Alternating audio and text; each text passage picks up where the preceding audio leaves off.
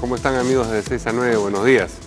Esta mañana nuestro invitado para la entrevista política es el vocero alterno de la bancada de Fuerza Popular, el congresista Héctor Becerril. ¿Cómo está, congresista? ¿Qué tal, Mario? Buenos días. Bueno, hemos tomado conocimiento de lo que se preguntó y lo que se respondió en la interpelación parlamentaria a la ministra Martínez. Por lo menos los que hemos conocido lo que ocurrió a través de los medios, porque no había muchos congresistas presentes durante la interpelación. ¿Usted sí estuvo toda la jornada sentado en el hemiciclo o no? Tratamos de estar casi toda la jornada. ¿Con qué éxito? Yo creo que... Digo, ¿cuánto rato estuvo en efecto? Bueno, la mayor cantidad del tiempo, ¿no? Salimos para almorzar, tomar un café. A veces también lo que ocurre es de que nosotros preparamos nuestra intervención un poco antes, ¿no? Ya en el devenir de la interpelación hay temas que uno no espera. Entonces también a veces uno va a su oficina para con sus asesores elaborar ahí unas repreguntas o lo que vamos a manifestar. Eso pasa siempre, ¿no? Y hay respuestas, en realidad hay preguntas cuya respuesta le interesa a determinado congresista más que otras. En su caso, por ejemplo, había de las 40, no sé, algunas que introdujo específicamente usted. Sí, por ejemplo, habemos congresistas, en mi caso, por ejemplo, yo estuve muy interesado y estuvo centrado mi participación en cuánto se había hecho desde el Ministerio respecto a los excarcelados por terrorismo, por ejemplo, que siguen en las aulas, ¿no? Hay otros colegas que más se van, por ejemplo, al tema de las evaluaciones, dentro de las evaluaciones al ítem de las rúbricas, es decir, cada uno va viendo, ¿no? Y justamente sobre eso quería decir, ¿no? A mí me sorprendió mucho que hasta el día, en realidad, de la presentación de la ministra interpelada, no se había hecho absolutamente nada respecto a los 263 excarcelados por terrorismo que estaban en las aulas, y esto según fuente a IRCOT, incluso que el mismo viceministro... ¿Y eso no depende de los gobiernos regionales en la mayoría de los casos? No, ¿por qué? Porque si bien es cierto, algunas competencias se han trasladado a los gobiernos regionales, sin embargo el tema de la contratación, según el reglamento de organización y funciones, el Minedu tiene que supervisar, es encargado de supervisar todas las contrataciones. Y es más... ¿Puede objetarlas? Totalmente. Es más, lo grave es de que a ese día, y así le hice saber a la ministra, y le dije que si cree que estoy equivocado, que lo diga, y hasta el día de hoy, ni siquiera ha enviado la relación de estos maestros, o sea, de estos exterroristas que están fungiendo de maestros, a las regiones. Entonces, ¿de qué estamos hablando? Y según el viceministro, por lo menos de la quincena de julio, ya la ministra sabía los nombres de estos exterroristas. ¿Qué estamos esperando? ¿Que termine el año? O sea, hay una inacción completa en realidad de parte de la ministra en este caso, y a mí sí eso me llama mucho la atención. ¿Hizo usted también alguna alusión a los asesores caviares de la ministra? ¿Cuál es el problema? ¿Quiénes son los asesores caviares y cuál es el problema con ellos? ¿Por qué los califica de caviares además, no? Bueno, creo que tú y yo sabemos que en el tema, en el argot político, sabemos a quiénes llamamos caviares, y lamentablemente, pues... Caviares son, digamos, gente con ideas de izquierda, pero acomodados, ¿no es cierto? Que tienen hábitos de consumo que uno no diría convenientes a su posición ideológica. Predican la igualdad de clases, predican pues, y viven como ricos con los hijos de los mejores colegios. O sea, es una ilusión que venden simplemente, ¿no? ¿Cuáles son estos asesores caviares y cuál es su culpa en estas circunstancias? Para poder posicionarse dentro de los estamentos del gobierno, cuya característica principal de estos caviares que yo llamo es vivir a expensas pues del presupuesto del país. Yo no puedo decirte con nombres propios, sin embargo, todos sabemos que el círculo de la ministra y sus asesores, viceministro, viceministra y otros funcionarios, son de ese círculo caviar. Y creo yo que en realidad la ministra y otros ministerios hacen mal en rodearse solamente de esa gente. Yo creo que hay gente valiosísima que podría dar mucho en realidad por el país en diferentes ministerios. Pero bueno, este gobierno nos ha demostrado que lamentablemente gobierna pues con su círculo de amigos, no solamente del presidente, del premier, y de algunos ministerios. Pero, caramba, si uno se anima a calificar de caviares a un grupo de personas, debe tener una idea de quiénes son y qué han hecho. Bueno, si no es un cargo lanzado al aire. Bueno, digamos. ¿quiénes son? Claro que se sabe, son todo el círculo son los viceministros. Los viceministros son caviares. Y el círculo que rodea. Yo creo que independientemente de que sean caviares o no sean caviares, de repente si hay alguna duda a ese respecto, yo creo que el manejo del ministerio durante esta huelga ha sido desastrosa, ¿no? Claro, porque caviar puede ser una caricatura, pero no es un cargo, ¿no es cierto? Obviamente que no es un cargo. A nadie lo van a meter preso porque es caviar. Obviamente, Sí. a nadie han metido preso por ser caviar. Entonces yo creo que el manejo de todo este tema de la huelga ha sido una catástrofe. Por ejemplo, ¿no? Inicialmente la ministra recibió a Pedro Castillo y a los 25 representantes de las regiones, como tiene que ser. Pero ya en el momento crucial de la huelga, cuando se radicalizó, ya no se lo quiso recibir ni a él ni a los dirigentes de las regiones, supuestamente porque según... A diferencia de ustedes, que sí lo recibieron.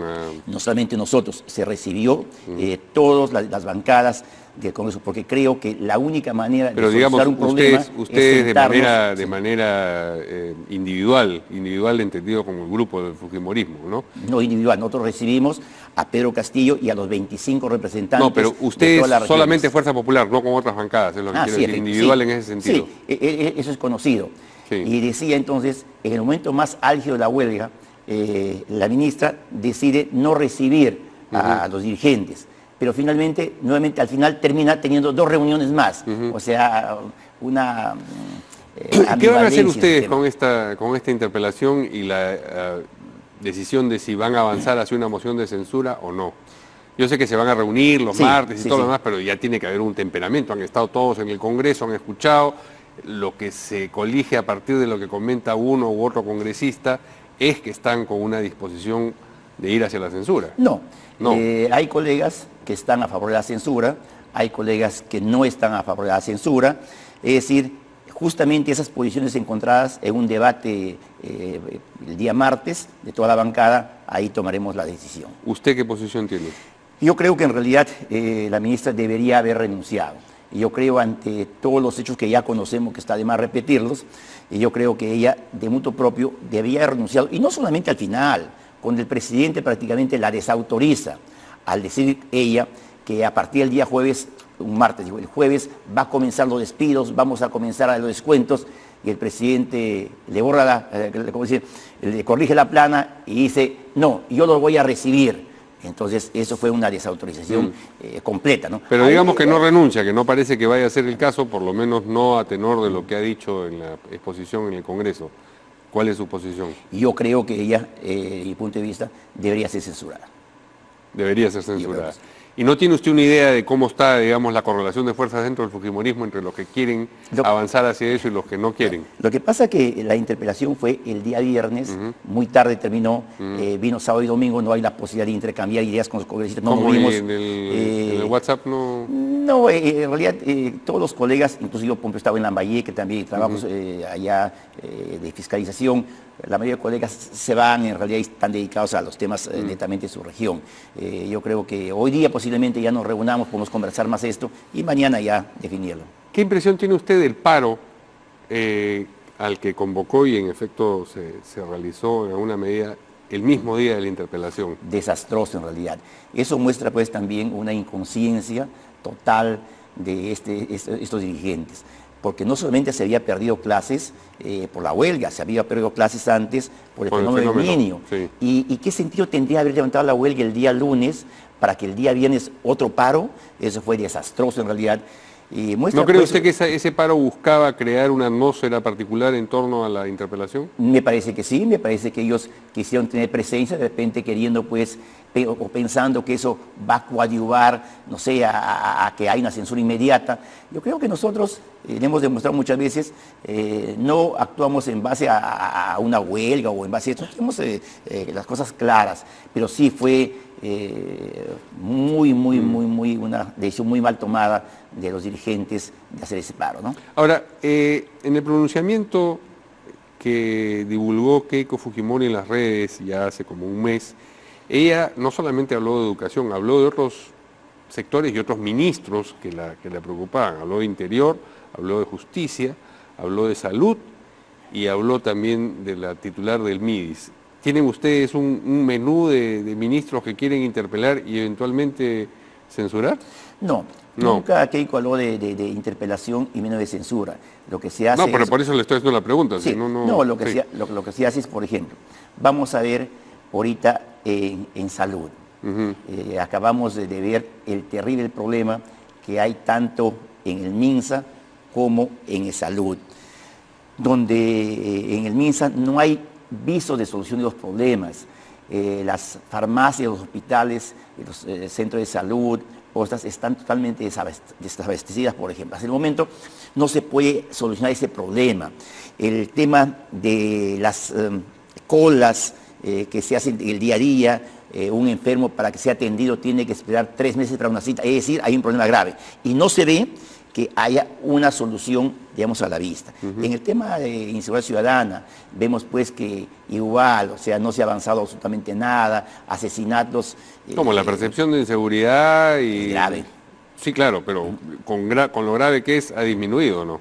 Yo creo que no, creo que en realidad seguimos tan igual que antes, y me alarma mucho cuando el ministro dice, ¿no? Se asesinaron a los 3 policías en el Brain, en venganza por una incautación de droga. Entonces quiere decir que estamos a expensas de que ellos quieran asesinar a los policías. O sea, cuando ellos quieren, sí lo asesinan, porque si esto ha sido por venganza, entonces en cualquier momento, cuando quieran asesinar policías, van a asesinarlo. Entonces, ¿dónde está el servicio de inteligencia? ¿Qué se está haciendo para prevenir eso? Yo creo que estamos en una situación muy crítica. Entonces le pregunto de nuevo, ¿qué cosa es lo que van a hacer respecto de esos sectores? O sea, usted me sigue describiendo los problemas Nosotros que existen. exigimos, ¿Van a llevar a los ministros a interpelación? Cuando corresponda, obviamente que sí. El hecho que un gran sector de la prensa, del periodismo, quiera, digamos, ver que que las interpelaciones no debe hacerse porque eso no abona, digamos, en la gobernabilidad del país, eso nosotros no nos vamos a mover en ese sentido. Nosotros vamos a actuar de acuerdo a las circunstancias del país. Por ejemplo, el 75% de los peruanos están de acuerdo con la interpelación de la ministra. Sin embargo, un gran sector de la prensa está en contra de ello. Así es que nosotros vamos a actuar de acuerdo a lo que creemos que es mejor para el país. Interpelar es una herramienta política que se merece hacerlo cuando las cosas no marchan bien. Nosotros esperaríamos en realidad que el presidente de la República, el premier, y hagan los cambios necesarios en los ministerios que están mal. Usted se ha manifestado además a propósito de la función del señor Zavala. Usted ha dicho que considera que debiera quedarse en Economía y dejar la presidencia del Consejo de Ministros. Totalmente. Yo creo que, imagínate pues en el país, o sea que solamente Zavala es el único hombre que puede ser premier y ministro a la vez. Es una incoherencia total. O sea, en el Perú no hay personas más capaces. Y dado el caso que no hay, digamos, una cintura política del premier para ver y arreglar unos temas. Y yo creo que su especialidad de él es economía. Yo creo, y además, y ha sido ministro de Economía otras veces, con regular éxito, así que yo creo que él debería dedicarse de una vez por todas a economía, a sanear el problema económico del país, a hacer caminar al país económicamente, y el tema del premierato debería dejar a otra persona. Pero estas son, digamos, reflexiones un poco al margen. Lo que los preocupa en este momento y lo que quieren solucionar es lo de educación. No tienen planificadas otras interpelaciones con las eventuales consecuencias de ello. Es que tú tomas como que interpelamos para censurar, no. No. La no interpelación sí. nosotros hacemos en realidad cuando los casos ameritan y de verdad pues deja mucho que desear muchos ministros. Muchos deberían ser interpelados. Obviamente que esperamos, como digo, que el presidente se dé cuenta de la gravedad de los hechos en el país y haga los cambios necesarios sin necesidad de llegar a interpelaciones. Dejemos de lado las interpelaciones, se nos acaba el tiempo. Hay otro asunto que quería abordar, que es el del presunto fallo del Tribunal Constitucional y las consecuencias que eso va a tener. Primero, ya es claro que sea cual sea el fallo, la bancada fujimorista lo va a acatar. Siempre eso está claro, Mario, siempre está claro. Ya, y se ha mencionado, lo mencionó me parece que el congresista Salaverry, que es el vocero de su bancada, que se podía hacer otra ley al respecto, es decir, al problema que pretendió solucionar la llamada ley antitránsfuga. ¿Esa alternativa está ya en formulación? No, eso lo dijo Miki Torres. Miki Torres, sí, usted. Mira, sí. Dentro de este fallo que todavía no se da, digamos, por todo lo que ha ocurrido, la filtración y otras cosas, yo creo que hay varias aristas que podemos manejar. Una de ellas, por ejemplo, es respecto a la vista de la causa. Desde el punto de vista, si había un quiebre, tendría que volverse nuevamente. ¿Y esto por qué? Porque, por ejemplo, ¿quién es el que estuvo en la vista de la causa? Urbiola. Entonces, pero a los 7 días de ello, tiene que verse cuando los votos singulares tienen que sustentarse. ¿Y para qué se sustentan? Para justamente los que han tenido votos a favor puedan rectificarse o ratificarse. Ya no está Urbiola.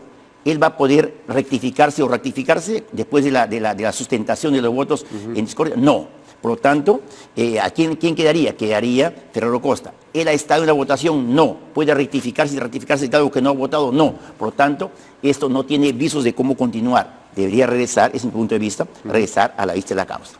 Yo le preguntaba si ya tenían un proyecto alternativo, ¿qué es lo que anunció Miki Torres? Hay varios temas a ver en esto, sin embargo esperamos que salga la sentencia y de acuerdo a eso tomaremos la decisión. Todavía no hay la sentencia. ¿Eso no, por ejemplo, va a ser materia de la reunión de mañana de la bancada?